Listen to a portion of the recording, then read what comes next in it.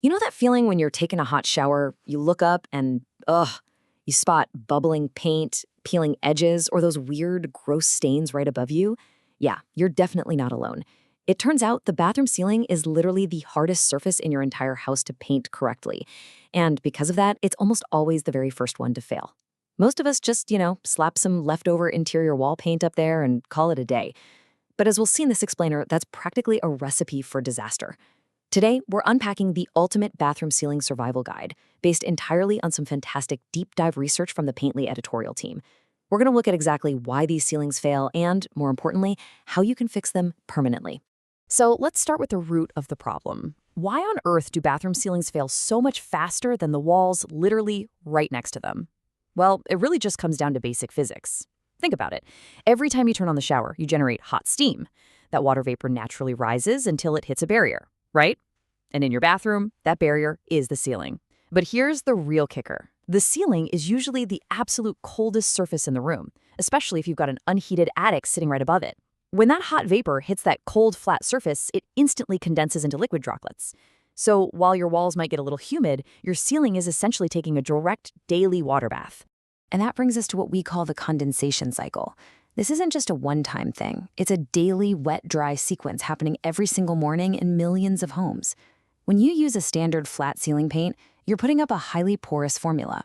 It acts like a giant microscopic sponge. So instead of shedding that condensation, it just absorbs it. It drinks it right in. Give it just 12 to 18 months, and that trapped moisture actually breaks down the paint film from the inside out. That's exactly why you start seeing that ugly peeling right at the edges of the ceiling, usually radiating outward from the shower zone. The massive difference here between standard flat paint and moisture-resistant paint really comes down to basic chemistry. Conventional flat interior paint, it's porous, it absorbs moisture, and consequently, it peels easily. On the flip side, moisture-resistant formulas are actively engineered to shed those water droplets, plus they contain mold-proof film binders. Using the wrong paint up there isn't just a cosmetic annoyance where you have to touch up a few flakes, it's an actual structural issue. If you use standard porous paint, you are essentially creating a damp, dark mold factory right over your head. The secret to fixing this isn't just painting better, it's painting smarter. The solution actually lies in a super simple rule of thumb. You absolutely have to match your paint's sheen to the room's humidity level. Now, in interior design, we're usually taught to always use flat paint on ceilings, right? It hides imperfections beautifully, but in a bathroom, a flat ceiling can be a major liability. If you've got a simple half bath or a powder room with no shower, sure, stick with flat paint. But for a standard full bathroom, you really want to step up to a satin sheen. And if you have a heavy-duty steam shower, you need to go all the way up to a semi-gloss. We're outsmarting the condensation cycle here by giving the water a slicker surface that it simply cannot penetrate. Once you understand the problem, picking the right product makes all the sense in the world. If you have a standard bathroom with moderate humidity, you might not need the absolute most aggressive mold-killing chemistry out there. But you do need a product formulated specifically to go above your head. This is where a purpose-built option like Rust-Oleum ceiling paint becomes the perfect baseline solution. The really crucial point here is that specialized formulation. It has this fantastic anti-drip viscosity, which basically means it physically clings to your roller and actually stays on the ceiling instead of raining down onto your face and your floors while you work. If you've ever tried rolling normal wall paint on a ceiling, you know exactly how miserable and messy that gets. It also packs built-in stain-blocking technology, so if your ceiling already has old water rings or smoke stains, this will completely hide them so they don't bleed through the fresh coat. It gives you a nice ultra-flat finish, and 1 gallon covers up to 400 square feet, which makes it a really solid high-value choice for a typical bathroom refresh. But what if your bathroom lacks proper ventilation? Or maybe it just gets incredibly steamy every single day? In those cases, a standard overhead formulation simply won't survive the long haul. You're going to need a mold-proof film binder. A great example of this is Zinsser Perma-White Satin. Now, I know applying a satin finish on a ceiling goes completely against traditional design rules. Most of us expect ceilings to be perfectly flat and matte, but in severe moisture environments, function absolutely has to beat convention. The Zinsser satin formula creates a guaranteed mold-proof cured film. Because it's a satin finish, the surface itself is physically denser than a flat paint. So when steam hits it, it acts like a shield, shedding the condensation rather than letting it soak in. Plus, the antimicrobial agents are chemically bound right into that cured film. They won't just wash out or degrade over time. Oh, and it's self-priming on clean surfaces, which saves you an entire step. Really smart stuff. For the absolute most extreme environments, we're talking walk-in steam showers or a deep soaking tub right below the ceiling, you need maximum water shedding capabilities. For this, the researchers recommend stepping up to Zinsser Permawhite in a semi-gloss finish. This is your heavy-duty, targeted fix for a stubborn, recurring mold problem. The real secret to this heavy-duty protection lies in surface tension. Specifically, it creates roughly an 85-degree contact angle. What that actually means in plain English is that when hot steam condenses into liquid, the water droplets are forced to bead up tightly into little spheres and eventually fall, rather than flattening out and soaking into the drywall.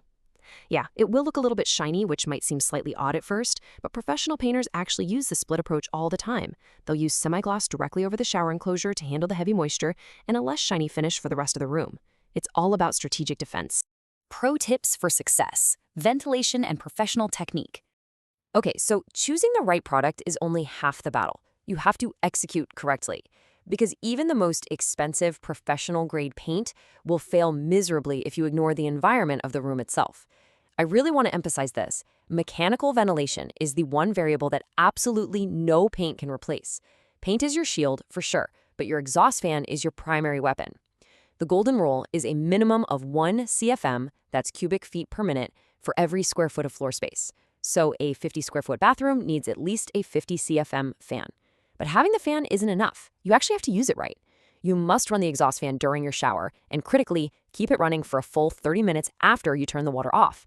That is what actually clears the lingering humidity that destroys ceilings. When you're ready to actually start rolling, always follow the ceiling first rule, meaning always paint the ceiling before the walls. Even with those great anti-drip formulas, a few micro splatters are pretty much inevitable when you're working overhead. By doing the ceiling first, those little drips just land on untreated walls or on your drop cloths. Once the ceiling is done, let it dry completely for at least 2 solid hours before you even think about cutting in the edges of the walls.